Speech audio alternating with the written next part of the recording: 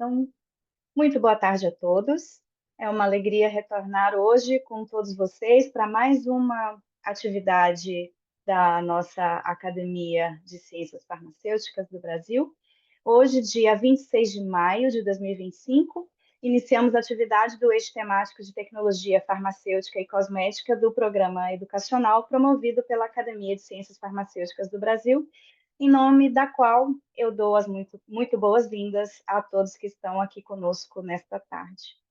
Em 2025, as atividades educacionais da academia estão organizadas sob 6 eixos temáticos: análises clínicas e toxicológicas, educação em ciências farmacêuticas, biodiversidade, plantas medicinais e inovação, insumos farmacêuticos, pesquisa farmacêutica, toxicológica e clínica, e o eixo da nossa atividade de hoje, tecnologia farmacêutica e cosmética.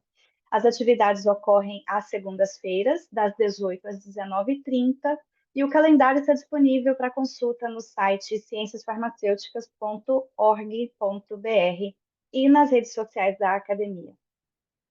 Programa Educacional da Academia de Ciências Farmacêuticas do Brasil possui atividades gratuitas graças aos mantenedores EMS, Sindusfarma, Eurofarma, Iperafarma, Abafarma, Abifina, BD, FCE Farma, Hipofarma, ICF, Sincamesp, Stevanato Group e Wheaton Brasil. Eu sou Eliana Martins Lima, acadêmica titular da cadeira número 52, e serei a moderadora responsável pela atividade de hoje, intitulada Nanotecnologia aplicada à terapia gênica e vacinas. E hoje contamos com a participação do professor Dr. Pedro Pires Goulart Guimarães, professor da Universidade Federal de Minas Gerais e vinculado ao Instituto de Ciências Biológicas do Departamento de Fisiologia e Biofísica da UFMG. Pedro é um cientista com ampla experiência na área de nanotecnologia e também especialista em propriedade intelectual. O professor Pedro possui pós-doutorado no Massachusetts Institute of Technology, doutorado em Química pela UFMG, mestrado em Inovação Biofarmacêutica também pela UFMG, graduado em Farmácia com habilitação em Indústria pela Faculdade de Farmácia da UFMG.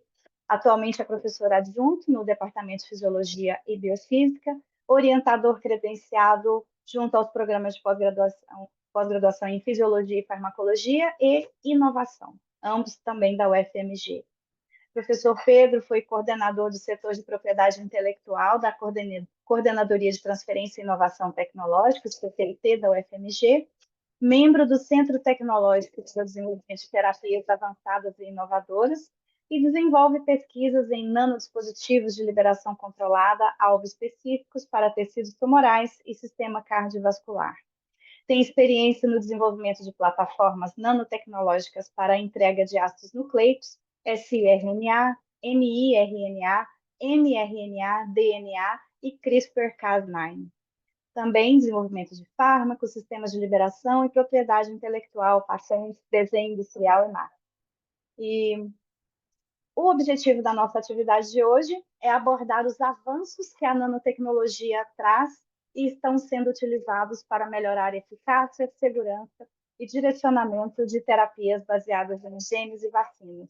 Não poderíamos ter um convidado mais adequado para trazer esse assunto conosco aqui hoje. E com certeza vocês terão, todos os que estão aqui assistindo conosco, terão a oportunidade de aprender bastante e discutir bastante com a apresentação do Pedro. A nossa atividade está prevista para durar cerca de 1 hora e 30 minutos, distribuída em cerca de 50 minutos de apresentação, a palestra do professor, em seguida 30 minutos para perguntas e comentários. Já antecipo solicitando que os participantes que quiserem fazer algum comentário ou pergunta, façam as suas colocações na caixinha de perguntas e respostas, que é o Q&A aqui da plataforma Zoom. As perguntas ou colocações serão recebidas e organizadas por mim, e eu vou procurar encaixar o maior número possível dentro do tempo estabelecido. Então, mais uma vez, gostaria de agradecer a presença de todos, especialmente do nosso palestrante convidado. Muito obrigada por aceitar o convite, Pedro. E a sala é sua para a sua apresentação. Uma ótima palestra a todos. Muito obrigado, professora Eliana, né, primeiro pelo convite, pela introdução, né, agradecer muito aí à Academia de Ciências Farmacêuticas do Brasil, pela oportunidade, né, de falar um pouco do que a gente tem desenvolvido no laboratório, o grupo de pesquisa, aqui na UFMG. Bom, vocês me ouvem bem, Eliana? Só me confirmam se está tudo certo. Tá perfeitamente, Pedro. Bom, pessoal, então, boa noite a todos, né?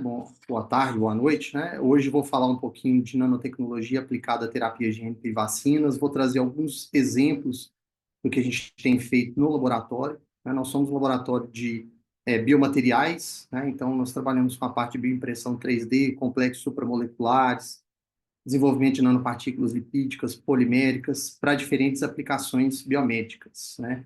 Então, o que eu vou falar hoje é basicamente um dos braços do laboratório que a gente tem trabalhado, que é na parte aí de desenvolvimento de terapia gênica e vacinas. Bom, e para a gente falar de terapia gênica e vacinas, é importante a gente repassar, né, o fluxo da informação dentro do sistema biológico, mais especificamente o dogma central da biologia molecular, né? Então, que consiste no DNA, né, que vai ser aí, transcrito para produzir um pré-RNA mensageiro. Esse pré-RNA mensageiro vai passar por um processo de remoção de regiões não codificantes, né, o splicing, para ser então traduzido no citosol da célula e produzir uma proteína específica. E por que que esse fluxo da informação é importante? Porque quando a gente pensa na terapia gênica, a gente pode, de forma exógena, interferir nesse processo, tanto modulando de forma positiva, como de forma negativa a expressão de um gene ou a produção de uma determinada proteína. Então, por exemplo, se nós estamos pensando em uma proteína que pode favorecer a progressão de um tumor, o que a gente quer é modular negativamente a expressão do gene ou a produção dessa proteína. Não é? Agora, por outro lado, se o indivíduo ele tem alguma deficiência na produção de uma determinada proteína no organismo dele, o que a gente quer é o quê? Modular positivamente, ou seja, fazer com que, né, o organismo volte a produzir, né, quantidades aí suficientes dessa proteína. Então, seria uma terapia de reposição de proteínas. Né? E quando a gente pensa nesse potencial terapêutico dessa modulação da expressão de genes, veja que eu estou falando ainda de modulação, né, não é a parte de edição gênica, e aí a gente começa a observar os prêmios Nobel de Fisiologia e Medicina recentes, né? Então, em outubro do ano passado, nós tivemos aí dois pesquisadores americanos, Victor Ambros e o Gary, que descreveram, né, o funcionamento aí de um RNA de interferência, que são os microRNAs, não é? Que é basicamente, de uma forma bem didática, né, um RNA de interferência, ele vai se ligar a um RNA mensageiro e modular negativamente a expressão de um gene, ou seja, vai impedir a produção daquela determinada proteína, não é? E como Andrew Fire e Craig Mello foram os prêmios Nobel de Fisiologia de 2006, disseram, né, em sua lecture, isso poderia, essa estratégia teria um grande potencial, por exemplo, para silenciar genes que estão relacionados aí com a progressão de tumores, não é? Então, quando a gente olha para o prêmio Nobel do ano passado, né, o Victor Ambros e o Gary, o que nós temos é também a descrição aí do funcionamento dos microRNAs, que nada mais é do que um RNA de interferência, não é? Então, o potencial, né, desses RNAs, não é, na terapêutica. E o grande desafio, de acordo com esses pesquisadores, principalmente o que foi dito na lecture, é como entregar esse RNA de interferência no seu alvo, não é? E de forma análoga, a gente tem também um RNA mensageiro que pode modular de forma positiva a expressão de um gene. Então, como eu disse, um indivíduo que às vezes não produz ou produz pouco uma determinada proteína, a gente pode agora administrar uma sequência, um RNA mensageiro, que codifica para aquela proteína de interesse, né? Então, fazendo com que agora o indivíduo tenha, né, uma reposição dessa proteína, né, no organismo. E quando a gente olha de forma mais próxima, né, o que nós vimos aí durante a pandemia, que são as vacinas de RNA, né, nada mais é do que uma sequência, né, um RNA mensageiro com uma sequência que codifica para uma pequena parte do vírus, que é o que a gente conhece como proteína spike. Né? Então, o seu organismo agora ele vai produzir, traduzir esse RNA para produzir uma proteína que seu corpo nunca fez antes, que é o que a gente conhece como antígeno, não é? Que vai ajudar aí na proteção futura contra formas graves da infecção por SARS-CoV. Então vejam mais uma vez que nós estamos falando de outro assunto que foi tema do Prêmio Nobel de Fisiologia e Medicina de 2023, né, onde os pesquisadores que desenvolveram essas sequências de RNA, né, que fizeram as modificações que foram super importantes para as vacinas de RNA funcionarem, né, que é a doutora Kathleen Caricó e o doutor Jill Weissman, ambos professores da Universidade da Pensilvânia. Não é?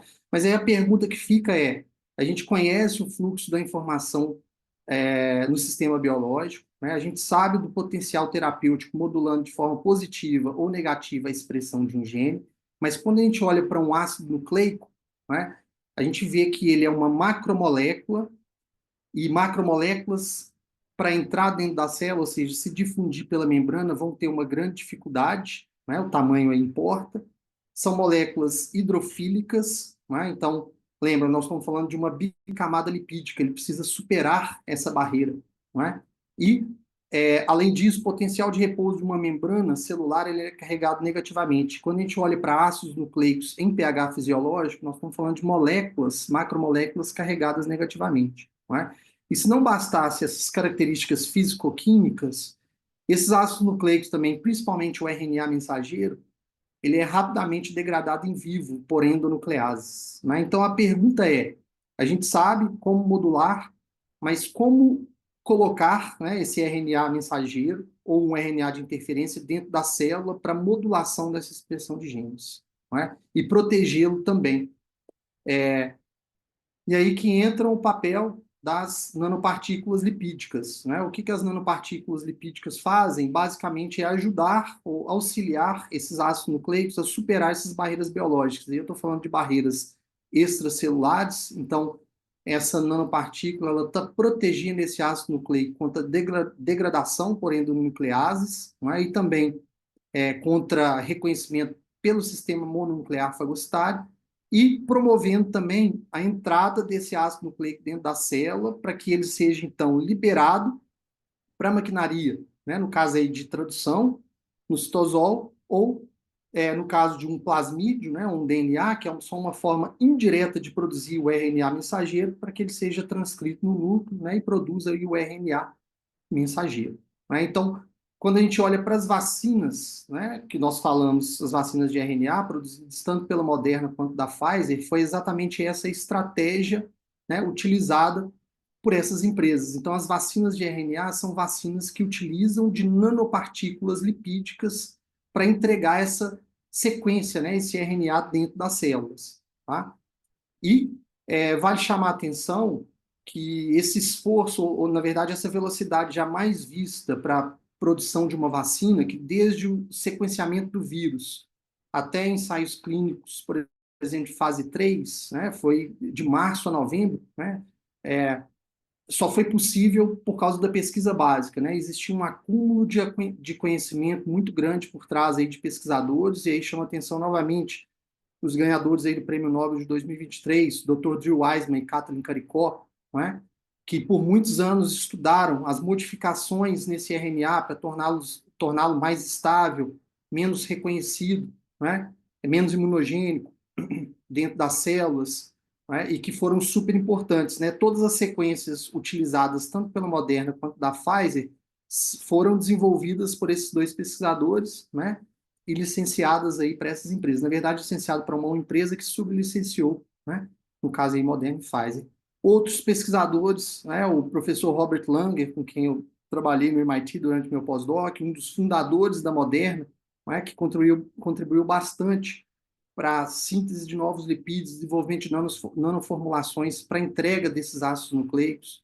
O professor Peter Kulles, né, que é um pesquisador, um biofísico de membranas muito importante, que contribui bastante para essa parte também, né, de entender a relação entre a estrutura e a atividade ou a distribuição desses ácidos nucleicos em diferentes células. E também os médicos imunologistas fundadores aí da BioNTech, que foi a vacina aí produzida pela Pfizer, né, o Dr. Sahin e a doutora Osley, e que, muito embora o que a gente tenha hoje, né, observados, são as vacinas para a Covid-19, mas quando a gente vê o portfólio dessas empresas, vou mostrar mais à frente, existem muitas outras tecnologias que estão por vir, não é? E aí, reforçando o papel da ciência básica, não é? Na construção do conhecimento e para que tecnologias, né, aplicadas surjam, aqui eu chamo a atenção também para o grupo do professor McClellan, que é um pesquisador da Universidade de Texas, em Austin, comemorando aqui o trabalho dele, onde ele mostrou que quando você coloca sequências de aminoácidos rígidos antes da proteína spike, você aumenta a estabilidade da proteína que está sendo expressa e com isso também você aumenta a imunogenicidade, né? E foi exatamente essa estratégia, né, que era colocar duas prolinas antes da sequência spike, que foi utilizada nas vacinas da Pfizer e da Moderna. Então aqui ele, né, comemorando aí os trabalhos dele que foram base para que essas vacinas também pudessem ter sido desenvolvidas, né? Hoje a gente sabe que a contribuição do próprio professor McClellan, que 6 prolinas são ainda mais eficientes do que as duas que ele tinha mostrado aí nesses trabalhos. E aqui, só para chamar a atenção, né?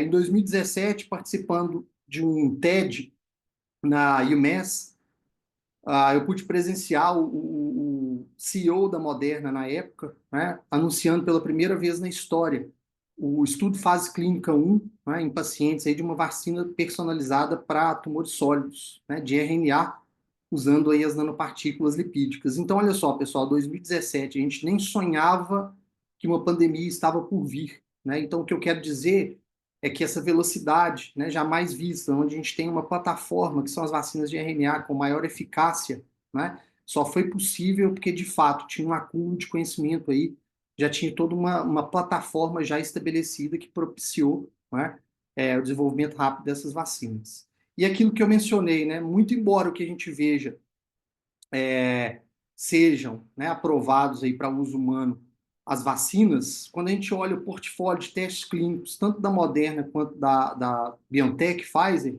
né, a gente tem aí na Moderna mais de 104 estudos clínicos em andamento, e isso para diferentes vacinas e terapias também, então tem muita coisa, vacinas terapêuticas para câncer, para doenças infecciosas, né, e aqui na BioNTech, a gente tem aí mais de 79 estudos clínicos em andamento e muita coisa para doenças, por exemplo, autoimunes, né? Sendo desenvolvidas imunoterapia usando células CAR-T, né? Então são grupos aí muito fortes, um grupo muito forte e focado na parte de resposta imune também, tá? Então, muito embora a gente veja hoje as vacinas, muitas coisas estão saindo em breve.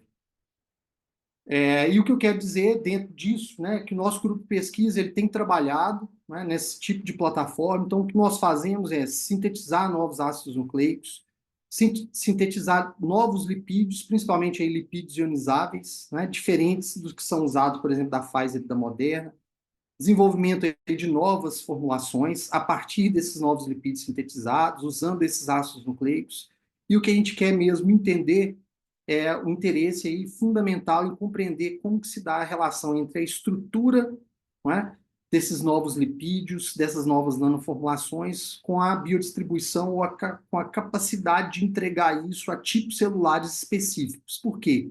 Porque a gente tem interesse em aplicar toda essa plataforma, né, para diferentes doenças, né, ou aplicações. Então, por exemplo, né, doenças infecciosas, nós temos trabalhado muito aí com o grupo do professor Mauro Teixeira, né, e também terapia de reposição de proteínas, para desenvolvimento aí de vacinas, também com o grupo do professor Mauro Teixeira, também com o pessoal da FUNED, a parte de imunoterapia do câncer, né, tanto para entrega de RNA mensageiro, que eu vou falar, para induzir a morte de células tumorais, como para desenvolvimento de células CAR-T, a parte de reprogramação celular, com outros grupos de pesquisa, como a professora Samira, a parte de edição gênica, usando vetores não virais, que é o que a gente está fazendo agora, né?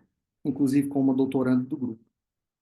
Bom, e mais especificamente, quando eu falo para vocês, né, que o nosso grupo trabalha com síntese de novos lipídios ionizáveis, novas formulações, para tentar tornar isso mais simples, quando a gente olha para as diferentes tecnologias aprovadas hoje, né, a gente tem aí o Onpatro, que é um medicamento, né, onde a gente tem nanopartículas lipídicas encapsulando um siRNA, um RNA de interferência, né, para uma doença rara, amiloidose hereditária. E quando a gente olha para as vacinas, tanto da Pfizer e da Moderna, e a gente observa a composição dessas formulações, a gente vê que, de fato, o grande diferencial entre elas está no que a gente chama de lipídio ionizável, né? Então, o Alnylam tem o MC3, a BioNTech tem o ALC, a Moderna tem o SM102, né? E o nosso grupo de pesquisa, o que nós fazemos é exatamente construir, desenvolver, sintetizar novos lipídios diferentes desses que são usados por essas empresas, não é? Então vejam que os outros componentes dessas formulações são componentes comerciais, né, já usados para desenvolvimento de nanoformulações. Então a gente tem o lipídio ionizável, que basicamente é um lipídio que tem um core-amina, né? Então o que nós fazemos é, de fato, sintetizar a biblioteca de novos lipídios ionizáveis e tentar entender se existem lipídios que entregam, né, de uma forma mais eficiente para determinados tecidos e se também tem alguma atividade para aquela aplicação de interesse, né? Então aqui os lipídios auxiliares que são usados, aqui o exemplo da SPC, que é o lipídio utilizado nas vacinas da Pfizer e da Moderna, e na formulação da Alnylam, mas, como eu vou mostrar aqui nas nossas formulações, a gente tem usado bastante também o DOP, né? Temos o colesterol, que também é um componente super importante para estabilidade da formulação, né? E também o PEG modificado, né? Então, a gente tem uma cauda aí, um lipídio acoplado a um PEG com um peso molecular específico para então obter essa formulação ou essa nanopartícula, não é, carregada com esses ácidos nucleicos. E, em geral, para a produção dessas nanopartículas, elas são feitas em pH ácido, exatamente pelo fato desses lipídios serem ionizáveis em pH ácido, ou seja, em pH neutro eles são lipídios que não apresentam carga, mas quando eles são endocitados, né, o endossomo ele tem um pH ligeiramente mais ácido, esses lipídios vão ter carga, e essa carga vai favorecer influxo, né, de cloreto, de água, e favorecer a disrupção endossomal e a entrega do RNA dentro das células. Né? Então, esse é a busca, né, de lipídios cada vez mais potentes, né, para essa entrega aí de RNA e outros ácidos nucleicos. Bom, e como preparar essas nanopartículas, né? Então, aqui é um esquema didático de como que a gente tem feito para a preparação dessas nanopartículas. É claro que hoje a gente tem no mercado vários equipamentos de microfluídica que são utilizados, né? Então, aqui alguns exemplos o Ignite da Precision Nanosystems, temos o ANP também, e aqui uma representação do nosso dispositivo, que é um dispositivo produzido a partir de nanolitografia. Então, nós fazemos esse dispositivo in-house, né, no laboratório, e, como todos os outros, basicamente, o funcionamento consiste, né, em duas entradas, uma entrada para a parte aquosa, onde a gente vai ter o ácido nucleico utilizado, e uma parte para a fase orgânica, onde a gente vai entrar com os lipídios, os diferentes lipídios. E aqui a gente tem 4, né? E esses lipídios podem ser combinados em razões molares distintas. E a gente tem aqui uma câmara de mistura, né? Basicamente esses diferentes componentes vão se misturar para então produzir uma nanopartícula, né? E aí quando eu falo nano, na ordem aí de 100, 150 nanômetros, né? Ou abaixo aí de 150 nanômetros, isso aqui é uma representação de uma dessas nossas nanopartículas por microscopia eletrônica de transmissão criogênica. Então vejam que ela tem em torno aí de 140, 150 nanômetros, e os tamanhos comprovados também por outra técnica, que é a técnica de espalhamento dinâmico da luz. Né? Então vejam que no nosso laboratório a gente pode produzir, já que a gente trabalha com uma biblioteca de lipídios ionizáveis, e a gente pode combinar esses lipídios ionizáveis em diferentes razões molares, não é, com esses outros componentes. Isso significa que a gente pode produzir centenas, milhares de diferentes formulações. Né? Então, a gente sabe que o usual é que a gente faça esse screening de diferentes formulações in vitro, não é? Mas a gente sabe também que esse ensaio in vitro, muitas vezes, ele não recapitula todas as membranas biológicas, né? O shear stress, a interação com proteínas plasmáticas. Então, o que a gente tem feito é o screening em vivo usando códigos de barra, tanto de RNA como de DNA. Então, o que a gente faz é produzir centenas de formulações diferentes, cada uma com um código de barra de DNA ou de RNA, e a gente mistura todas, combina todas essas formulações em um pool, injeta em um único animal, e depois de um determinado tempo, a gente coleta os tecidos desse animal e a gente consegue identificar qual foi a melhor formulação que entregou para aquele determinado tecido. E, mais especificamente, hoje em dia, a gente consegue, inclusive, ver naquele tecido específico qual é o tipo celular que foi mais entregue. Né? Então, esse é um screening que é muito importante porque ele facilita, né, faz uma triagem high throughput mesmo, screening dessas formulações e minimiza principalmente o número de animais. É claro que a gente tem trabalhado com outros tipos de estratégia também, como bioimpressão 3D, cultura 3D, né, os esferoides, vou mostrar uns dados aí mais para frente, mas esse é o carro-chefe hoje, onde a gente tem identificado formulações chaves para diferentes aplicações. E aqui hoje eu trago 3 exemplos para vocês. Não é? Exemplos de vacinas de ácidos nucleicos aí para SARS-CoV-2, né, variantes SARS-CoV-2 e também para chikungunya, que é o que nós estamos trabalhando no momento. Outra estratégia que é a parte de imunoterapia do câncer usando RNA mensageiro, e aí é usando um RNA mensageiro que codifica para uma citocina imune, que é o TRAIL, tá? Para indução aí de morte de células tumorais. E, por fim, é outra estratégia que é a produção de células CAR-T usando DNA ou RNA mensageiro. Então, começando, né, as vacinas de ácidos nucleicos, esse é um trabalho que nós publicamos ano passado na Nature Communications, de uma aluna de doutorado, da Laís, né? E nesse trabalho que nós fizemos foi exatamente isso, que a gente fez uma triagem de diferentes formulações, né? Então, dentro da biblioteca de lipídios, nós variamos esses componentes nas formulações, né? Produzimos aí 15 ou 16 formulações diferentes, cada uma com um código de barra de DNA, combinamos essas formulações, injetamos em um único animal e isolamos tecidos, aí, principalmente tecidos linfóides, que era o nosso interesse. Qual era a melhor formulação para entregar esse RNA após uma injeção intramuscular em, por exemplo, baço e linfonodo. E a gente queria também reduzir possíveis off-target, né? Então, a gente viu problemas aí relacionados com miocardite, né, que foram tratados na literatura. Então, o que a gente queria é uma formulação que entregasse muito para órgãos linfóides e pouco para outros órgãos. Né? E, a partir dessa identificação dessa melhor formulação, nós, então, formulamos ela com um DNA que codifica para a proteína spike, né, do vírus, e fizemos uma injeção intramuscular no animal e desafiamos esses animais com variantes do vírus SARS-CoV. Então, esse desafio foi feito com a variante de Manaus, né, a P1, a variante Gama, e também fizemos ensaios aí com a variante de preocupação, que é a Omicron, não é? E para avaliar aí tanto a eficácia como a imunogenicidade. Então, eu vou mostrar de forma geral, esse é um trabalho publicado.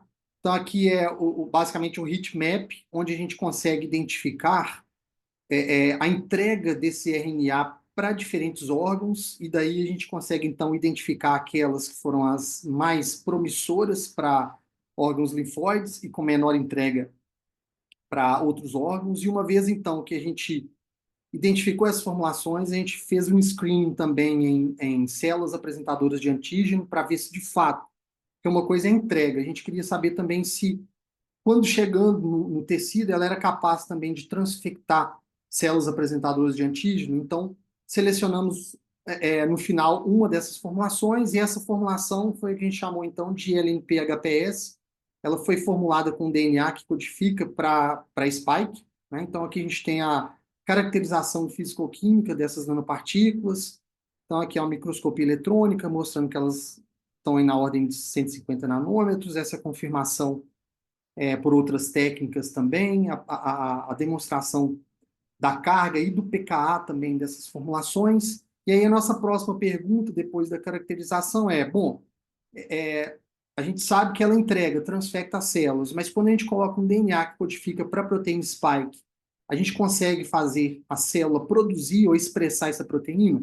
Então, esse é um ensaio onde a gente mostrou que, né, olhem, vejam por esse gráfico, aqui a gente tem uma nanopartícula controle, aqui o controle, e aqui a nossa nanopartícula HPS o DNA que codifica para spike. Então, se vocês observarem, na primeira linha a gente tem o controle, aqui a nanopartícula é controle, né? A primeira linha é só célula, e a última linha a gente tem a nanopartícula carregando o DNA que codifica para a proteína spike. Então, esses pontinhos rosa mostrados aqui na última linha mostram que, de fato, né, e quantificados aqui, que a nossa formulação ela era capaz de induzir a célula a produzir ou a expressar essa proteína. Então, feito isso, nós passamos para o próximo ensaio, que era o ensaio de imunização desses animais, né? Então, esses animais eles foram imunizados, então foram 2 doses, né, com um intervalo de 21 dias entre essas doses. Depois de 15 dias, a gente desafiou isso com o vírus, com a variante SARS-CoV, né, a P1, e avaliamos a perda de peso desses animais e a sobrevivência. Então, esse inóculo de desafio que foi usado era um inóculo letal. Esses animais controle, eles iam, né, todos, essa dose seria letal em torno de 5, 6 dias, né? Então, como a gente está observando aqui, todos esses animais controle, eles morreram, né, por volta de 6, 5 dias, né? Ao passo que os animais vacinados com a vacina da Pfizer, então a gente usou como controle positivo a vacina da Pfizer, de RNA, né? E comparando com a nossa, que é a HPS. Então, mostra que tanto a vacina da Pfizer como a nossa induziu uma proteção robusta contra o desafio, nessa dose letal do vírus. E a gente mostra ainda mais aqui a perda de peso nesses animais. É claro que quando você desafia, você tem uma perda de peso, esses animais acabam recuperando. E não existe, não observamos diferença estatística entre a nossa vacina e a vacina da Pfizer. Bom, nós fizemos um ensaio em paralelo, porque aquele foi com um ensaio de sobrevivência. O que a gente queria ver também era a presença de vírus, né, no pulmão desses animais. Então, nós sacrificamos todos eles no mesmo time point, né, antes deles começarem a morrer. E aí coletamos o pulmão desses animais e avaliamos a carga viral por diferentes ensaios, né? Então, aqui é um ensaio por placa. Então, a gente mostra que as barrinhas pretinhas são os animais imunizados com a vacina da Pfizer, as barrinhas vermelhas com a nossa vacina, HPS, as em escala de cinza são grupos controle. Então, aqui a gente tem só PBS, um animal com plasmídio livre e o animal com a nossa nanopartícula controle. Então, a gente mostra que os animais vacinados, tanto com a vacina da Pfizer quanto com a nossa, eles reduziram de forma significativa a carga viral no pulmão desses animais, né? Então, a gente fez isso por PCR, né, por ensaio de placa e também por imunofluorescência, que são esses pontinhos rosa, como vocês podem ver, né, tanto da vacina da Pfizer quanto da nossa, a gente não observa aí os pontinhos em rosa na imagem.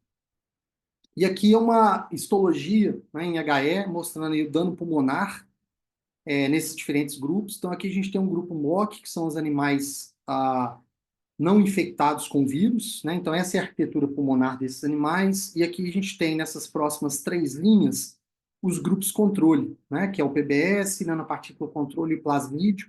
E quando a gente observa as vacinas, tanto da Pfizer quanto a nossa, a gente vê aí uma redução significativa do dano pulmonar comparado aos grupos controle, né? E avaliamos também a resposta T, né, de células T, que é super importante, né, e que foi demonstrado, né, ser um potencial grande para as vacinas de RNA. E, de novo, né, o que nós observamos foi que tanto a vacina da Pfizer quanto a vacina HPS, a nossa, ela foi capaz, né, de forma geral, em todos os gráficos, de aumentar a produção aí de células T, tá? E aí vejam tanto CD8, linfócito TCD8, como linfócito TCD4, e mais importante ainda, né, a produção de interferon gama e granzima B, tanto por linfócito TCD8 como por linfócito TCD4, né, mostrando aí uma resposta celular robusta contra o vírus. E é claro que fizemos vários outros ensaios, né? Aqui é um ensaio onde a gente faz avalia a neutralização, a capacidade do soro desses animais vacinados contra a variante de preocupação na época, né, a Ômicron. Então, a gente mostra, né, uma capacidade robusta aí de neutralizar o vírus, tanto da vacina da Pfizer como a nossa. E fizemos também isso em animais de porte maior, né? Então, esse mesmo desafio foi feito em hamster. A infecção nesses animais ela é mild, né? Não é letal, né?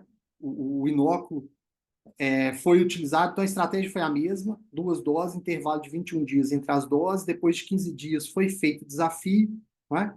E o que a gente avaliou, então, foi a perda de peso desses animais. Então, vejam que os grupos controle em escala de cinza, eles perdem peso significativo, né? Ao passo que os animais vacinados, aqui em vermelhinho, com a nossa ou com a da Pfizer, eles não têm uma perda de peso, né? E ainda mais importante, né? Essa redução significativa da carga viral no pulmão desses animais, né? Então, fizemos todos os outros ensaios, aqui a lesão pulmonar, mostrando resultados similares ao que eu apresentei em camundongos, né? Então, o que a gente vê aqui, em geral, é que a vacina produzida pelo grupo, ela foi capaz de reduzir o dano pulmonar de forma aí, próxima ao que a gente observou para a vacina da Pfizer.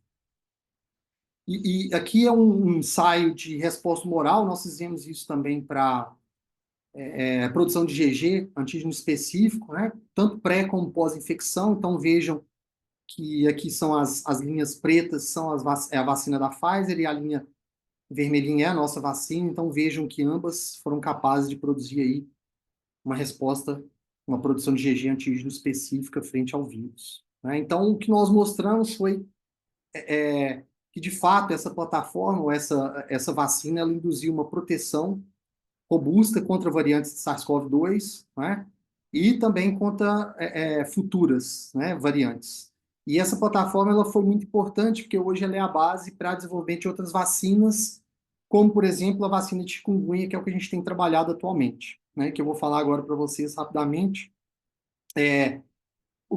Como nós estamos trabalhando agora. Então, a gente tem diferentes pessoas do grupo, né, trabalhando na síntese de lipídios e também na avaliação dessas novas formulações com esses novos lipídios para transfectar células apresentadoras de antígeno. Então, a gente quer ver se alguma outra formulação vai performar melhor em células APC.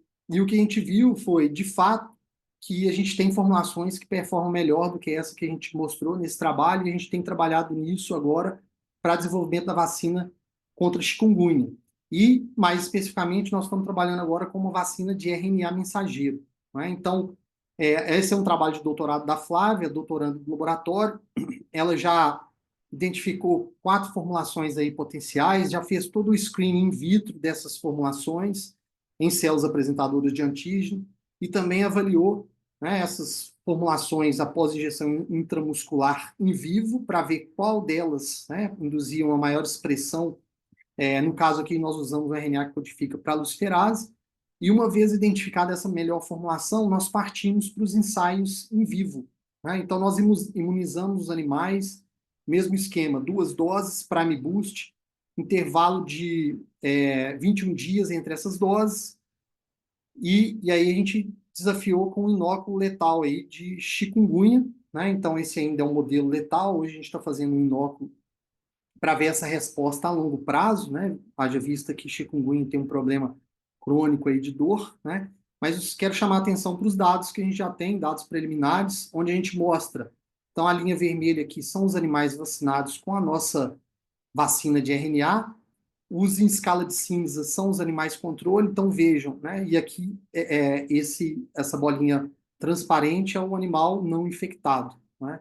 Então, vejam que os animais não infectados, né, comparados com os animais desafiados, eles perdem peso de forma significativa, ao passo que essa perda ela é muito reduzida quando a gente olha nos animais aí vacinados, né, no caso aí de perda de peso, e isso a gente observa também para outros parâmetros, como o score clínico desses animais. Então, vejam que os grupos controle se tem um score clínico aumentado, ao passo que os animais vacinados, esse score clínico não existe diferença significativa em relação ao MOC. É claro que isso aumenta no início, porque a gente está inoculando o vírus na pata do animal. não é?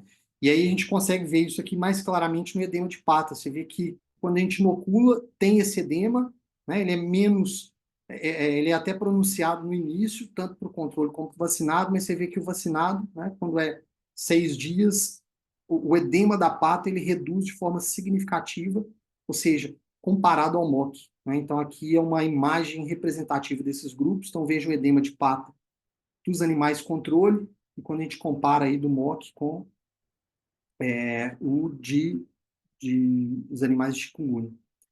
Bom, e outro ensaio, né, que nós avaliamos foi a parte de viremia. Então, nós desafiamos esses animais e acompanhamos eles durante 7 dias. E por que 7 dias? Porque o inóculo letal, esses animais de controle começam a morrer com 7 dias. Então, a gente sacrificou para avaliar a resposta celular nesse time point.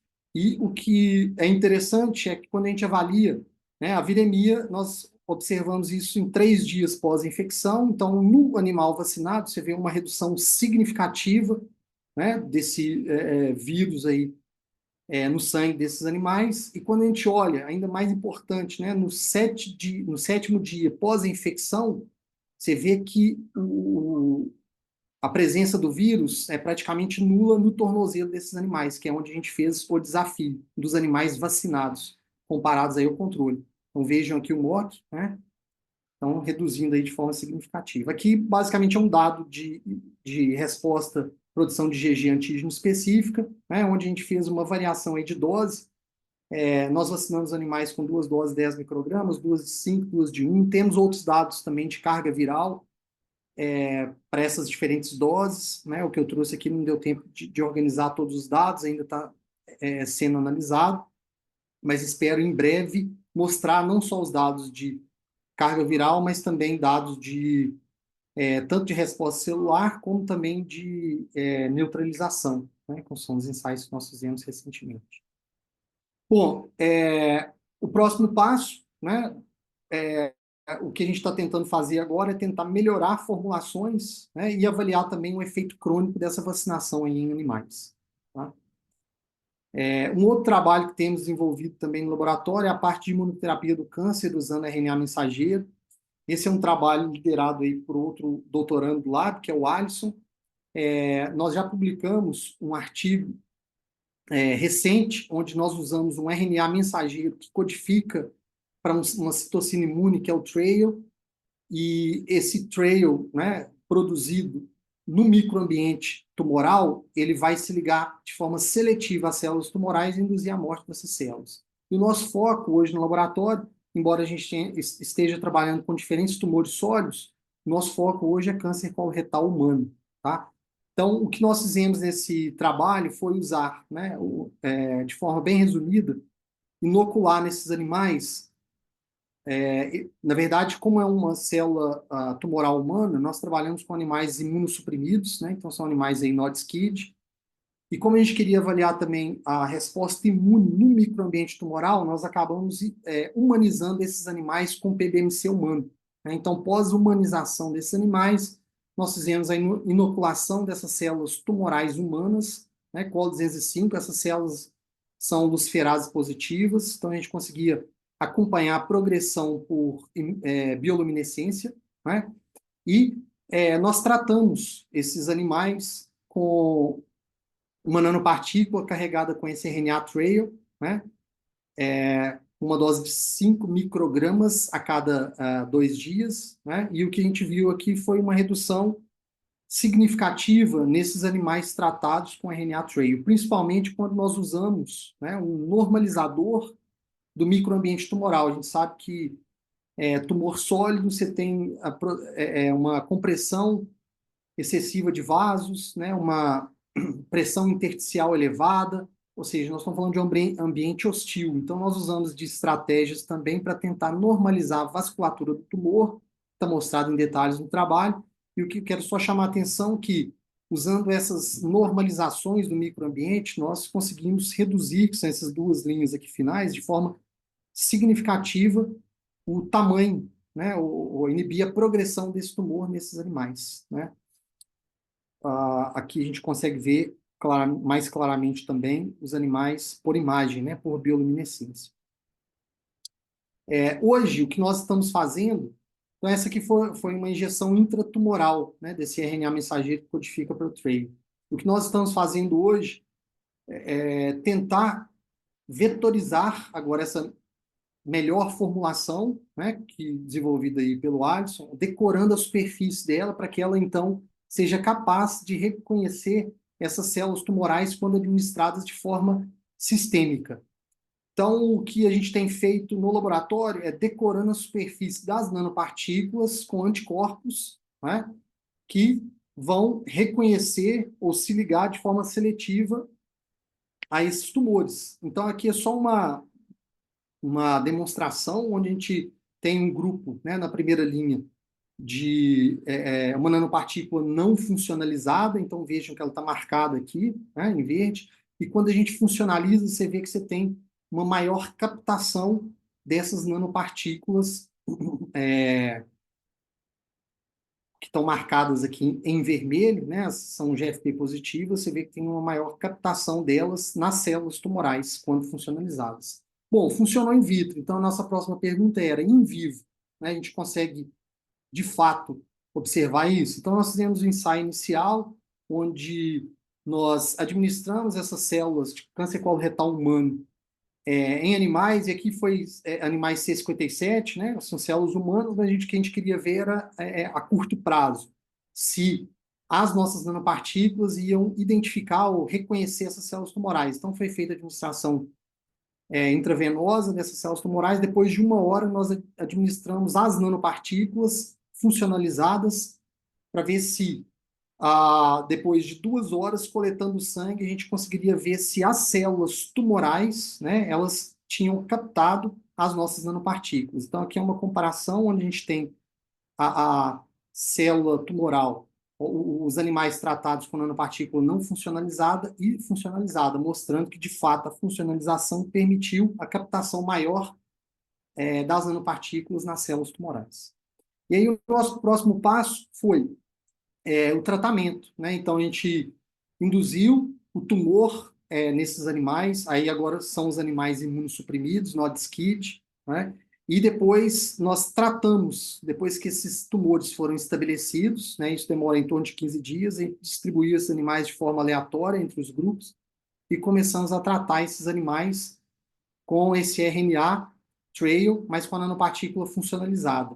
E o que a gente viu foi, além de uma redução, é claro que são ainda dados preliminares, né, o trabalho está em preparação, a gente viu uma redução da progressão desses tumores e aumento aí da sobrevida desses animais. E ainda mais significativo quando a gente coleta essas células de câncer coloretal humano, quando administradas de forma intravenosa, elas têm uma migração significativa para o pulmão. Então, veja aqui o pulmão dos animais controle, né, mostrando a presença dessas células tumorais. E aqui são os animais tratados com a nanopartícula não funcionalizada, e aqui o pulmão dos animais tratados com a nanopartícula funcionalizada. Então, o que a gente vê é que você tem uma redução significativa dessas células tumorais nesses animais, nesse ensaio. A gente não pode falar bem um ensaio de metástase, né, mas um ensaio aí similar a um modelo aí de metástase, mostrando uma redução da presença dessas células tumorais aí no pulmão desses animais. Quando a gente faz uma imunofluorescência, ainda fica mais evidente, né? A gente vê aí a presença das células tumorais no pulmão desses animais. Aqui é o pulmão dos animais tratados com nanopartícula não funcionalizada, você vê uma redução da célula tumoral, mas quando a gente olha para funcionalizada, você tem uma redução ainda mais significativa. Não é? Então, temos outros dados, né? Acho que ainda está em análise, incluindo com um N maior aí de animais. Aqui é só para mostrar que, de forma ainda interessante, quando a gente pega, né, capta aí o tumor desses animais tratados com a nanopartícula, com a nanopartícula não funcionalizada e funcionalizada, você vê que quando é tratado com a funcionalizada, a gente tem um percentual maior de indução de apoptose dessas células. Então, vejam a via caspase 3 aqui ativada, o que mostra, né, de fato, uma maior entrega do RNA que codifica para trail para essas células, para o microambiente tumoral. Bom, e como terceiro exemplo, temos a parte também de produção de células CAR-T, usando tanto DNA como RNA mensageiro. Aqui vou chamar a atenção para um trabalho de um outro aluno de doutorado na época, né? O Pedro defendeu o doutorado, hoje está trabalhando em um grupo forte da Suíça, né? No Instituto Ludwig, também com células CAR-T. A tese, inclusive, do Pedro, o trabalho dele de doutorado foi agraciado aí, né? Contemplado com o Prêmio Mercosul de Ciência e Tecnologia, e o Pedro trabalhou basicamente com modulação de células T para que elas expressassem CAR. O nosso alvo era, de fato, células que expressam CD19, células CD19 positivas, ou seja, tumores hematológicos. Não é? Então, basicamente, a estratégia que nós usamos foi uma triagem de diferentes nanopartículas para ver qual era a melhor formulação para transfectar linfócito, para fazer esse linfócito expressar o CAR. Né? Então, de uma forma bem simples, né? O que significa fazer o linfócito expressar o CAR? Nós estamos treinando um linfócito T para que ele seja capaz de reconhecer uma célula tumoral no corpo do indivíduo. Então, o CAR nada mais é do que o receptor antigênico quimérico capaz de reconhecer células CD19 positivas. E o que são essas células CD19 positivas? São células, por exemplo, de leucemia, né? Mieloide aguda ou crônica, linfomas, né? Mieloma múltiplo, claro que mieloma com expressão menor, mas hoje a gente tem imunoterapia usando células CAR-T aprovado para esses três diferentes tumores hematológicos. E o que a gente queria é usar, diferentemente do que a gente tem aprovado hoje na clínica, que são vetores virais, a gente queria o quê? Produzir células CAR-T, ou seja, linfócitos capazes de reconhecerem tumores, usando vetores não virais, que são as nanopartículas lipídicas. Então, nós produzimos nanopartículas carregadas com um DNA que codifica para o CAR. Né? E fizemos essa triagem de diferentes formulações em células Jurkat, que são linfócitos aí imortalizados. Depois, o que nós fizemos foi essa triagem em linfócitos T primários, né, de pacientes, mostrando a expressão de CAR e o que acontecia quando a gente fazia um co-cultivo dessas células CAR-T com essas células tumorais, aqui linfoma de Burkitt, que são as células Raj, CD19 positivas, e o que a gente queria mostrar esse linfócito, quando ele encontra com uma célula tumoral CD19 positiva, ele vai ser ativado, e ainda mais importante, ele vai induzir a morte dessa célula tumoral, e foi isso que o trabalho do Pedro fez. Né? Então, aqui ele mostra diferentes formulações transfectando linfócito, ele viu que essa LNP9 aqui era mais promissora, e ele comparou, inclusive, com outras técnicas de transfecção, como eletroporação, uso de lipofectamina. E aí, feito isso, ele, então, pegou esse linfócito expressando CAR e colocou ele em cultura com a célula CD19 positiva, RAG, e a pergunta quando eu tenho a célula efetora, que é a célula CAR-T, em presença da célula tumoral, que é a célula-alvo, em diferentes proporções, vejam aqui no eixo X, né? Eu vou ter uma ativação do linfócito, ou seja, ele vai ser ativado. Então, a gente usou para avaliar essa marcação tanto CD19 como PD1, e a gente viu que mesmo nas diferentes razões, né, célula efetora-alvo, a gente conseguiu ver uma ativação significativa aí dos linfócitos quando ativados. E nós mostramos isso com a nanopartícula mais promissora em linfócitos T primário, né, de pacientes, e então nós partimos para o ensaio aí de specific killing usando os linfócitos primários, né, ou seja, células CAR-T produzidas a partir do linfócito primário de paciente, onde a gente mostrou a capacidade dessas células CAR-T de induzir a morte específica dessas células tumorais CD19 positivas. E esse trabalho foi muito importante, porque ele abriu portas no grupo para trabalhar, então, né, com produção de células CAR-T hoje, contra tumores sólidos, que é o nosso foco, e ainda, de novo, né, contra câncer coloretal humano, que é o Alisson que está liderando isso aí, né, um projeto também dele de doutorado, junto com a Laís e outras pessoas, em colaboração. E dessa vez nós estamos usando um RNA mensageiro para induzir, né, a expressão aí de CAR nessas células, nesses linfócitos T. Então, aqui é um ensaio que nós fizemos, onde nós produzimos esferoides usando as células tumorais humanas, né, colo 205 e fibroblastos, está escrito errado, mas basicamente o que a gente queria avaliar, né, então aqui a gente tem um esferoide controle, então você vê que as células tumorais são GFP positivas, são esses pontinhos verdes, né, e quando a gente trata essas células com o linfócito T, né, não transfectado com nanopartícula, e aqui é o grupo onde a gente trata essas células com linfócito T transfectado, né, com um RNA que codifica para CAR. Em outras palavras, com as células CAR-T.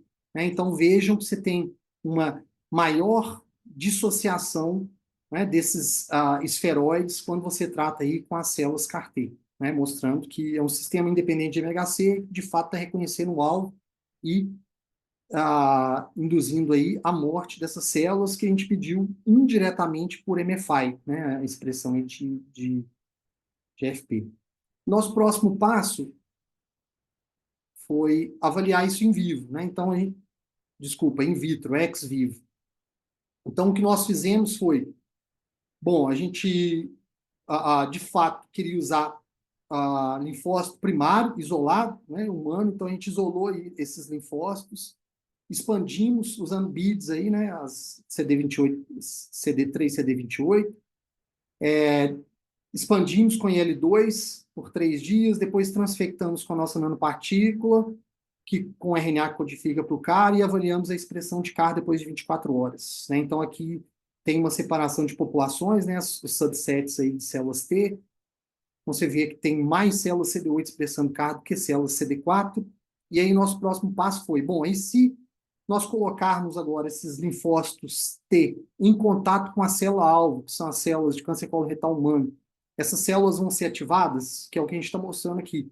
Então, a gente tem aqui a linha azul, quando a gente coloca a célula tumoral em contato com o linfócito T humano, né? E aí é um linfócito T sem transfecção, e quando a gente coloca essas células tumorais em contato com as células CAR-T, ou seja, é o mesmo linfócito desse paciente, mas agora expressando o CAR. Então vejam, usando aí marcadores CD69, a gente fez isso tanto para linfócito T CD4 como CD8, né? E mostrou que esses linfócitos de fato estão ativados quando em contato com a célula-alvo de câncer coloretal humano. Bom, e mais especificamente, a gente fez um ensaio parecido, só que a gente queria avaliar não só a ativação, mas a gente queria avaliar também a morte específica dessas células tumorais. Então, aqui a gente mostra que, de fato, né, olha a linha vermelha, quando eu coloco em co-cultivo uma célula CAR-T com a célula tumoral, eu induzo, mesmo em diferentes razões efetor-alvo, a morte celular específica aí dessas células tumorais. E aí o nosso próximo passo foi fazer isso em vivo, e nós fizemos aqui uma combinação, né, uma terapia em combinação com aquelas nanopartículas com RNA mensageiro que codifica para trail, né? Então a gente tem grupos diferentes aqui. Esses animais são os animais imunossuprimidos. Nós fizemos a inoculação de 3 milhões de células no flanco desses animais, são essas células de câncer coloretal humano. E depois de 18 dias, nós distribuímos de forma aleatória esses animais em diferentes grupos. Então, aqui a gente tem um grupo controle, temos um grupo tratado só com linfócito, isolado do paciente, né, sem transfectar. As células CAR-T são os linfócitos modificados, aqui só com a nanopartícula trail e aqui com associação, né, tanto com as células CAR-T como com o trail. Então, de forma bem resumida, o que a gente pode observar, né, é que tanto com o Trail, né, o LNP Trail, CAR-T e a associação, elas foram capazes aí de reduzir a progressão do tumor, mas chama atenção para essa redução significativa, né, inibição mesmo, a regressão do tumor, né, nesses animais tratados pela combinação aí das células CAR-T com as nanopartículas que codificam para Trail. Claro que estamos fazendo hoje um novo ensaio, né, onde a gente quer avaliar isso não só com um tumor no flanco, mas também com um tumor induzido por a administração intravenosa, né? Então, lembra lá que você tem uma maior migração dessas células para o pulmão desses animais, então a gente está rodando experimento nesse sentido e também avaliando a eficácia dessas células CAR-T em tumores de pacientes, né? Então, a gente temos dados interessantes, a gente coleta o tumor do paciente, avalia se ele expressa aquele alvo específico do CAR, Estamos fazendo isso in vitro, mostrando que, de fato, nossas células CAR-T são capazes de induzir a morte aí desses tumores. Então, são dados que estão para sair ainda. Temos outras coisas em paralelo sendo feitas, né? Mas, basicamente, isso dentro da plataforma de engenharia aí de células CAR-T. E dentro ainda do grupo, nós temos outros projetos em andamento, claro que o tempo é curto, né? Não quero ultrapassar, mas temos também pessoas, né, doutorandos do grupo que estão trabalhando com nanopartículas aí híbridas, né, polímero lipídio, usando células também, e com RNA interferente, que é o caso aí da Heloísa, então tem um trabalho, inclusive, já submetido em SARS-CoV-2, né? A parte de fibrose pulmonar, que nós estamos trabalhando com outro doutorando, Ana Luísa, trabalho também finalizando. A parte de entrega do sistema nervoso central, onde tem um trabalho também submetido do Marco, né? Muito interessante o que a gente tem feito, a capacidade dessas células de transfectarem neurônios, aí, inclusive cultura primária. A parte de edição gênica, que a gente ainda está mais no início, mas tem sido feita aí por outra doutorando do grupo, a Natália, e também outras estratégias, usando a biblioteca nossa de lipídios ionizáveis, para entrega tanto de RNA mensageiro como DNA, né? Não só para terapia, mas também como vacinas, né?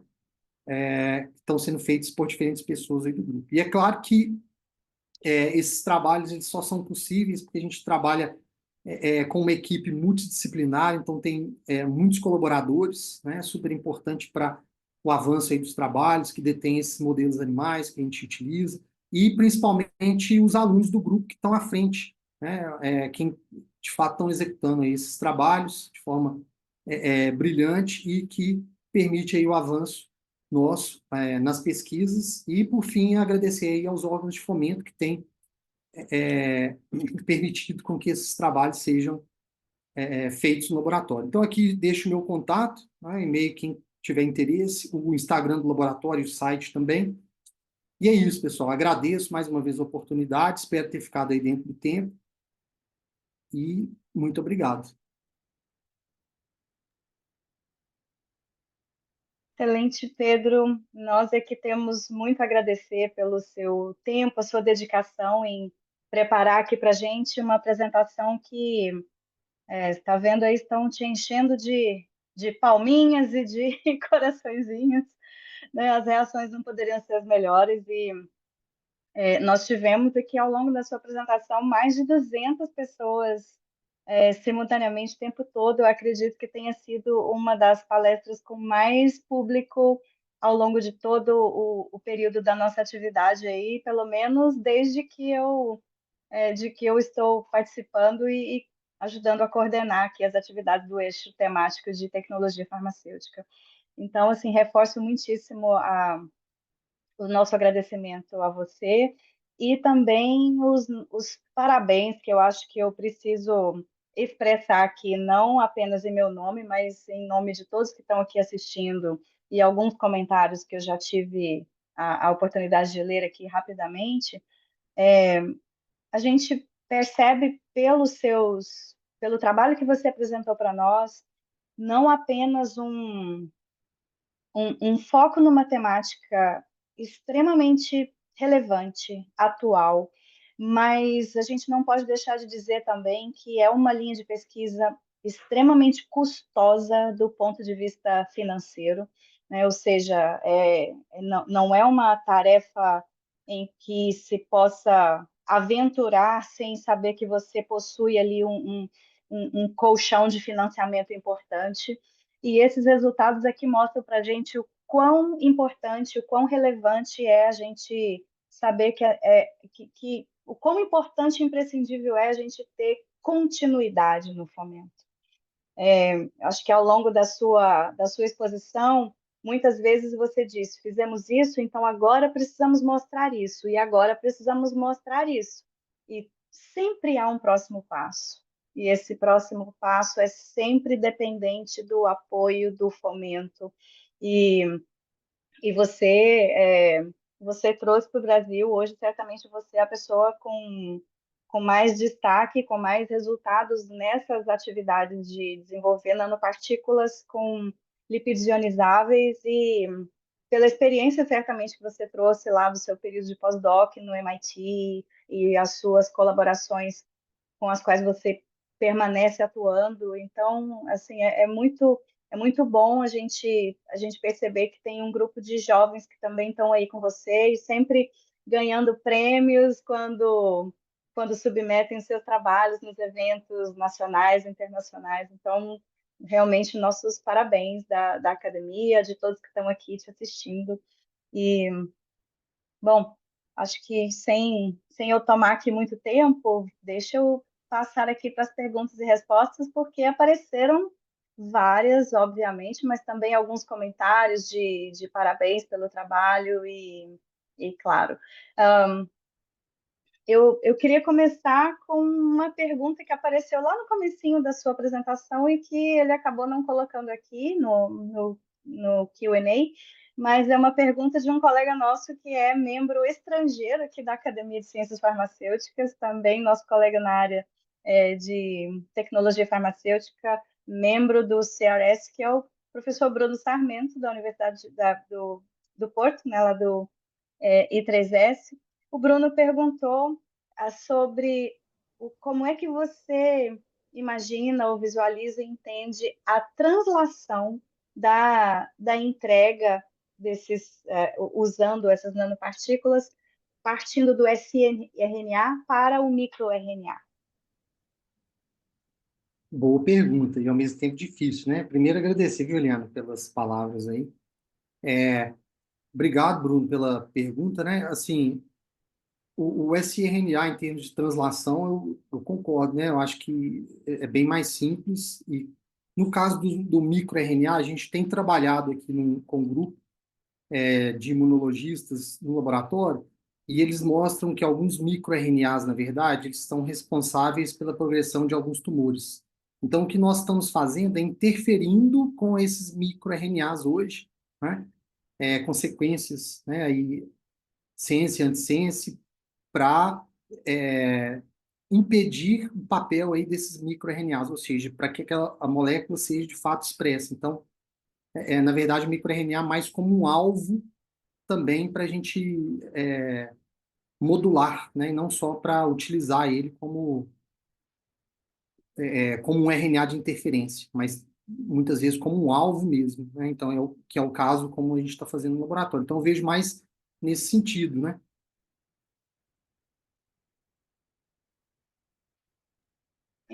Interessante. Então, o microRNA seria um alvo da própria interferência, né? E não exatamente a molécula, o ácido nucleico que você utilizaria como uma carga nas partículas, né?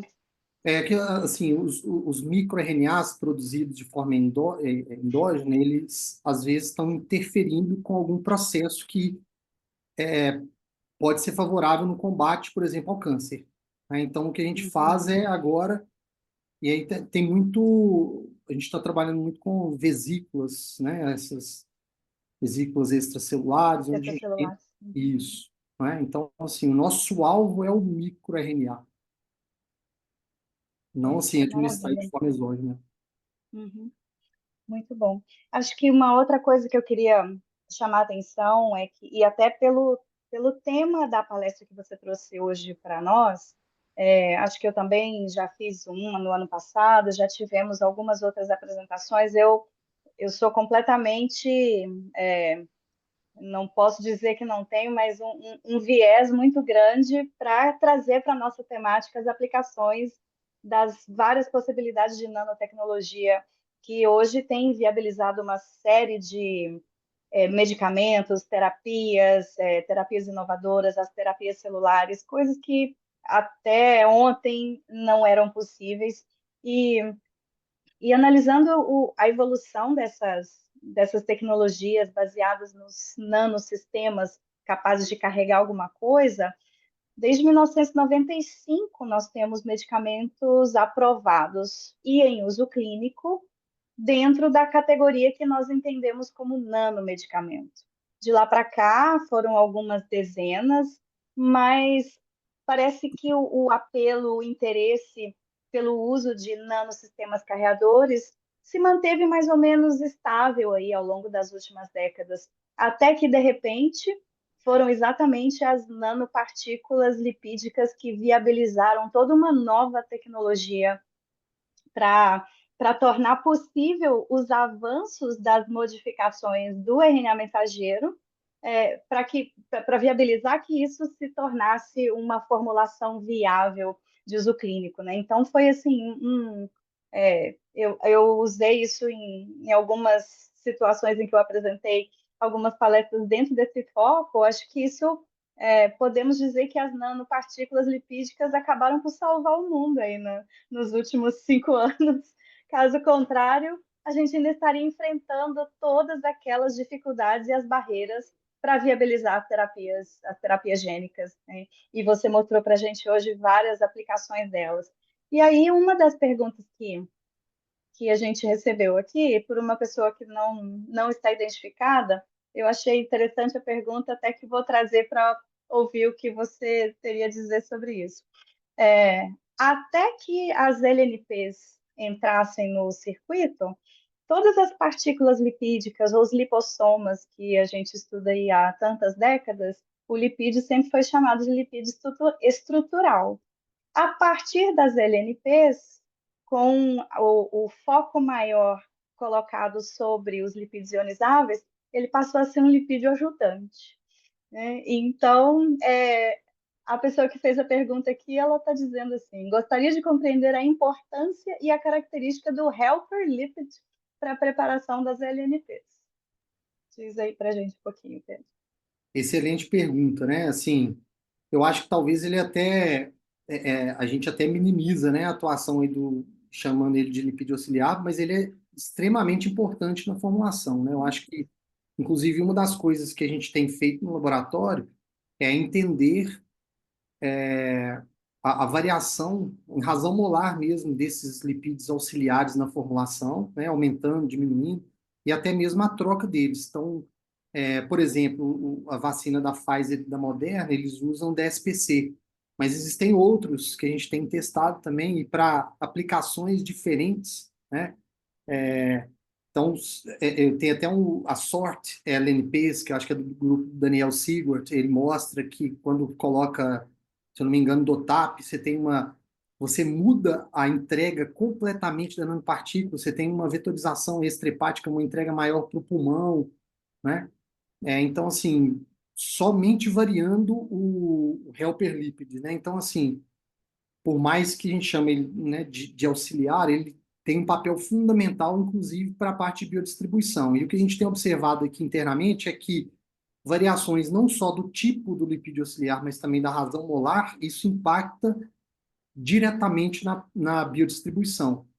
E transfecção também. E o que a gente quer entender agora, pelo menos a gente está tentando fazer isso, é entender isso do ponto de vista de caracterização, né? Então, assim, usando diferentes técnicas, a gente está trabalhando em conjunto com o professorado Jório, né? Ele desenvolveu um nanoscópio, né? Que ele utiliza a técnica de Raman, o TERS, junto com a FM. Então, a gente está tentando diferentes estratégias, juntamente, por exemplo, com o SACS, para avaliar a estrutura mesmo da nanopartícula, como que é essa organização dos lipídios, quando você varia não só o ionizável, mas também esses auxiliares na formulação, né? Então, assim, eu diria que, por mais que a gente tenha o lipídio ionizável, né, os auxiliares são super importantes.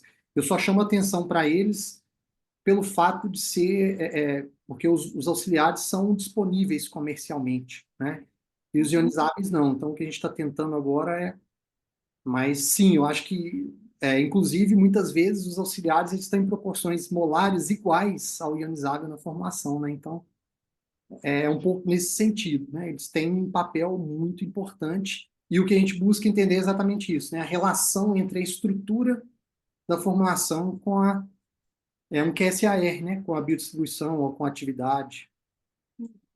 Excelente. Isso sem nem falar na habilidade de serem fusogênicos, né, e de fazerem todo Excelente, o papel necessário, né? É muito bom.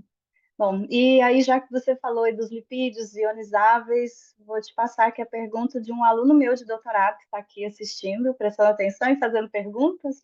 Ele está te perguntando quais os desafios associados à síntese de novos lipídios ionizáveis. É porque ele anda sintetizando uns polímeros, então agora ele quer saber qual a dificuldade de sintetizar lipídio. Não, excelente pergunta. Eu acho que os desafios são inúmeros, né? Porque o que a gente quer é tentar identificar a posição, né, distância entre nitrogênio, oxigênio, presença de grupos enxofre, né, os bioreducible lipids. Então a gente quer entender como que esses grupos funcionais ou esses átomos aí vão interferir ou vão ajudar ou não, né, no caso aí da síntese de lipídios. Então assim, possibilidades de síntese existem inúmeras. A questão é como você fazer um desenho racional, não é, dessa síntese. E eu acho que um outro grande desafio também da síntese é mais a parte assim, de purificação, né? Eu acho que sim, a gente conhece bem os diferentes mecanismos, né? Essa parte aí, eu acho que, principalmente em farmácia, a gente trabalha muito com isso, né? Mas eu acho que a parte de purificação ela é super importante, porque às vezes você tem o lipídio ionizável final, mas você tem também os precursores ou os excessos ali, e que eles vão acabar interferindo na sua capacidade de transfecção. Então, a produção, né, a síntese e depois o processo de purificação ele é super importante. Eu acho que ele é um grande desafio, porque quando a gente pensa em lipídio também, nós estamos falando de moléculas que muitas vezes não absorvem no ultravioleta, né? Então, os detectores, a gente precisa de outros tipos de detectores para conseguir identificar se tem ali, né, alguma impureza ou não na reação. Então, acho que são muitos desafios nesse sentido. E também a parte de, eu acho que de solvente, né? Assim,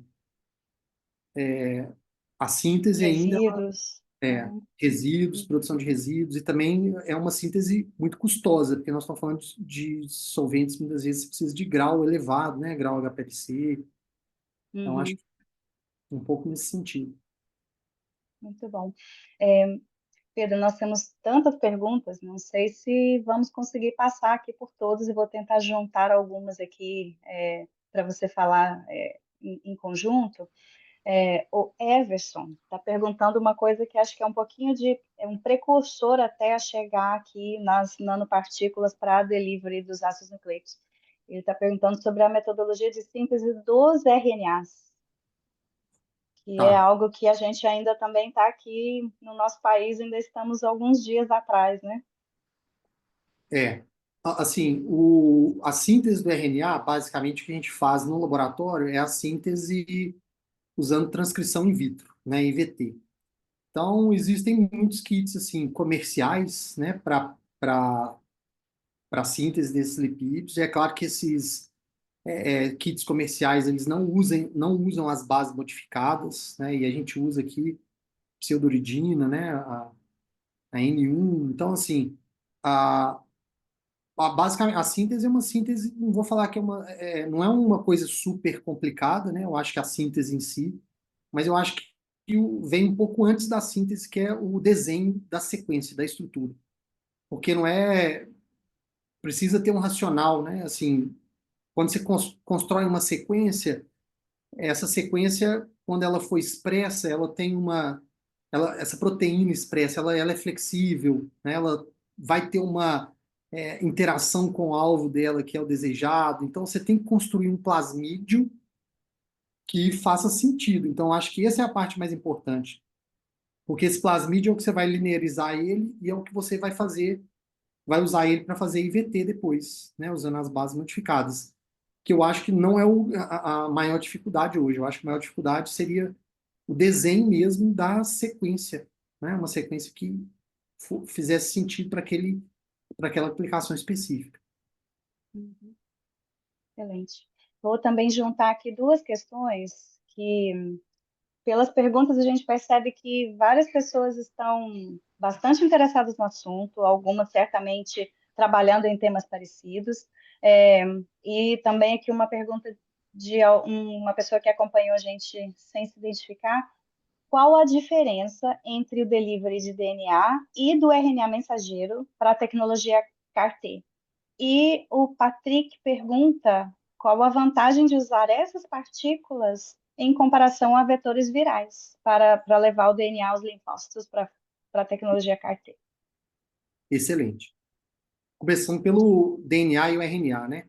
Assim, o DNA, nós estamos trabalhando com uma molécula muito mais estável, né, do que o RNA mensageiro. Então, nós começamos por ela, que é um DNA que codifica para um CAR que reconhece como alvo CD19, né? Mas o problema, a única diferença do DNA é que você é um passo a mais, né? Uma forma indireta de você produzir o RNA mensageiro. Então, você vai ter um desafio maior, logo você vai precisar, às vezes, de doses maiores para administrar no linfócito. E isso, muitas vezes, pode ser tóxico para a célula, né? A gente sabe que o ácido nucleico ele pode, né, induzir aí vias de Sting, né? Tem até um trabalho que saiu agora na Nature Biotechnology mostrando isso. Então, isso pode ser tóxico para a célula. E o RNA mensageiro, a vantagem dele é que você tem uma barreira a menos, você só precisa superar a membrana celular. Então, assim, do ponto de vista de facilidade, né, o RNA tem vantagens, mas do ponto de vista, por exemplo, de custo, de estabilidade, o DNA ele tem suas vantagens, né? Então, aqui no laboratório, a gente tem trabalhado com as duas moléculas, inclusive comparando entre elas. Agora, o que você falou é importante, né? Uma formulação que performa bem com DNA é completamente, se eu pegar essa mesma formulação e usar um RNA, é completamente diferente. Então, assim, uma coisa não nos permite predizer o funcionamento da outra, né? O que a gente tem visto. Eu acho que muito por causa dessa da Do arranjo, estruturação, né? Da provavelmente. organização, do arranjo dessas Uhum. informações, né? Aí a segunda pergunta é qual a vantagem do uso Das do partículas em relação aos vetores virais. Legal. Então, hoje o que a gente tem aprovado no mercado são vetores virais para terapia usando células CAR-T. O problema do vetor viral é que nós estamos falando de uma tecnologia integrativa, é um processo que é integrativo. Então, vou dar um exemplo rápido aqui, que é o indivíduo, ele vai, até um caso, né? A gente tem células normais que expressam CD19, por exemplo, células B são CD19 positivas. Então, muito embora o indivíduo, né, como ela é integrativa, o linfócito dele vai reconhecer a célula tumoral CD19 positiva, esse indivíduo também vai ter aplasia de célula B. Por quê? Porque o linfócito ele vai reconhecer, ele sempre que aparecer uma célula B, ele vai induzir ela à morte, né? Então, tem essa questão, né? Então, ele precisa ser monitorado e tem outras questões também que estão relacionadas à toxicidade, principalmente à neurotoxicidade. A gente sabe que a terapia usando células CAR-T tem uma liberação de uma tempestade de citocinas significativa e uma neurotoxicidade também que está relacionada ao fato de, acho que principalmente pericitos expressarem CD19. E aí que entra o uso das nanopartículas lipídicas, porque quando eu estou falando de nanopartícula lipídica para CAR-T, eu estou falando de um processo não integrativo, transiente. Então, eu vou tratar o paciente só enquanto precisa. Não é? Ele não vai ter aplasia de célula B para sempre, é só durante o processo do tratamento. Então, seria vantagens nesse sentido, né? Primeiro, assim, para redução de toxicidade e também de custo, né? Então, estou falando aqui para vocês de manipular linfócito ex vivo. E a gente sabe que, na verdade, imunoterapia usando células CAR-T não é um produto, é um processo, né? Então, você tira o sangue do paciente, faz a leucoferese, esse processo todo, aí você treina o linfócito para reconhecer a célula tumoral, reintroduz o linfócito no paciente, nós estamos falando de 28 dias. Esse processo é extremamente custoso, nós estamos falando de uma terapia que custa em milhões, né, a dose aí por paciente. E quando a gente fala, né, dessa modulação ou dessa indução de CAR usando nanopartículas, você pode minimizar o custo também desse processo, né? Às vezes você não precisa mais de 28 dias. A gente mostrou aqui que eu consigo transfectar a expressão de CAR com 24 horas, né? Isso pode ser um tempo menor, diminui custo, e também o que tem muitas empresas hoje fazendo, né? Acabei de voltar de um congresso, que são as células CAR-T em vivo. Então, é você gerar, né, CAR em vivo. Então, basicamente, você constrói uma nanopartícula, que vai reconhecer o linfócito T do indivíduo em vivo, e esse linfócito em vivo vai expressar o CAR e vai encontrar a célula, né, alvo, que inclusive é o teste clínico de uma das empresas, a Capstan, né, dos Estados Unidos, que já está em testes clínicos fase 1, né, desse CAR em vivo, e muitos outros também. Então, acho que, e não só de CAR, né, mas a gente tem também os T-cell engagers, né, que são os bispecíficos, que vão fazer um papel aí semelhante. Então, acho que tem coisas muito interessantes vindo aí, e que pode ser vantajoso em relação aos vetores virais. Excelente, Pedro. Estamos quase sem tempo, mas eu queria aqui fechar com a pergunta do professor Paulo Grangeiro, que ele está fazendo questão que a gente aborde, mas eu acho que também faz um link muito bom com o que você acabou de nos dizer. Ele pergunta aqui, na sua opinião, o que que você entende, quais as barreiras que vão precisar ser enfrentadas para que se chegue a fazer algum ensaio clínico fase 1 no Brasil com essas terapias? Excelente pergunta, né? Eu acho que hoje esse é o objetivo maior do CT Terapias, né? Eu acho que coordenado pelo professor Mauro. O que a gente quer é ter um ambiente propício para que a gente consiga, de fato, trazer essas tecnologias no laboratório para a clínica, né? E eu acho que uma das coisas que a gente tem visto como gargalo é a produção, né, disso em boas práticas de laboratório e boas práticas de fabricação, de manufatura, né? Então, para que isso consiga, né, a gente precisa de ter centros, né, certificados para produzir tanto o lipídio, o RNA, né, em GMP, né? Só assim você vai conseguir fazer esses testes clínicos. Então, e toda a parte de toxicologia também, eu acho que nós temos gargalos para isso, né? São ensaios caros e o teste toxicológico você já precisa fazer isso em boas práticas, né? Então, todo o seu produto, você vai a sua nanopartícula, o seu RNA, ele tem que vir já feito dentro desses parâmetros para que a gente possa, né, um dia tentar entrar aí com esses dados aí pré-clínicos para autorização para início em ensaios clínicos. Então, acho que essa parte de certificação, boas práticas de laboratório, boas práticas de fabricação, elas são essenciais. Isso também sem falar na necessidade que nós temos de que as empresas do setor farmacêutico, de biotech, estejam antenadas e venham em busca das universidades, dos laboratórios onde essas inovações vêm sendo feitas para assumir um pedaço do percurso que demanda também muito investimento, né, para levar isso para a fase clínica, né? Sem dúvida, eu acho que principalmente a parte de boas práticas de fabricação, né? Porque eu acho que dentro da universidade a gente consegue até uma boas práticas de laboratório, mas acho que de fabricação você precisa ter uma parceria com o setor produtivo, né? No caso aí as indústrias, para viabilizar esse tipo de produção.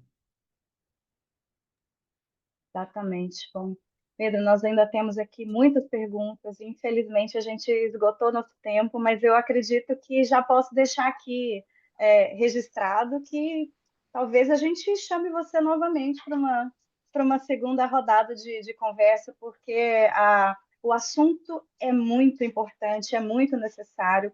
Não é um tema simples de se falar com pessoas que não estão diretamente ligadas à área, porque há muitos conceitos que são conceitos não tão recentes, mas muitos deles foram evoluindo com o passar dos anos. Né? A área de biologia celular e biologia molecular, esses conceitos e a compreensão de todos esses marcadores dessas aplicações. Então, e você trouxe para a gente, fez uma apresentação que eu tenho absoluta certeza todos aproveitaram muito, né? E vão ficar também assim aguardando as próximas notícias, os próximos desdobramentos dos trabalhos do seu grupo, que não tenho dúvida, vem muita coisa boa por aí. Então, eu gostaria de encerrar a atividade de hoje, agradecendo a todos em nome da Academia de Ciências Farmacêuticas do Brasil e de uma maneira muito especial ao professor Pedro Guimarães, que nos trouxe as contribuições extremamente relevantes das suas pesquisas. Ele nos trouxe alguns dos seus artigos já publicados, outros dados de projetos em andamento, trabalhos que fazem parte da formação de seus alunos de pós-graduação e de estudantes ou de pesquisadores em pós-doutorado no seu grupo. Então, reforço aqui não apenas o nosso agradecimento, mas o quão relevante foi para a gente essa conversa aqui no dia de hoje, Pedro. Muito obrigada mesmo. Eu que Aí, agradeço aí pelo convite, a oportunidade, fiquei muito feliz. E é isso. muito bom. E eu aproveito também para compartilhar aqui umas tarefinhas que a academia me deixou, né, para compartilhar as informações sobre o Prêmio Pio Correia de Inovação em Ciências Farmacêuticas, voltado para a biodiversidade brasileira, que foi instituído pela academia em 2021, com o objetivo de incentivar e reconhecer pesquisadores atuantes nas diversas áreas das ciências farmacêuticas, com ênfase nas pesquisas inovadoras que fazem uso da biodiversidade brasileira como parte para os seus estudos. Essa terceira edição premiará projetos inovadores em 3 categorias, nas áreas de cosméticos, medicamentos, produtos de higiene, suplementos alimentares ou vacinas, com pesquisas e desenvolvimentos realizados no Brasil, podendo haver parcerias internacionais. As inscrições vão até dia 31 de maio e o link está colocado aí no chat pela Cibele. Na próxima segunda-feira, dia 2, teremos uma palestra sobre empreendedorismo e inovação, desafios à vista, com o Dr. Carlos Alberto Tagliati. O link também está sendo colocado ali pela Cibele. Então, quero reforçar meus agradecimentos ao Pedro, aos mais de 200 participantes que estiveram aqui conosco nesse webinário. E um grande abraço a todos e até uma próxima oportunidade. Muito obrigada, Pedro. Até breve. Obrigado a vocês. Um abraço, pessoal. Boa noite. Boa noite.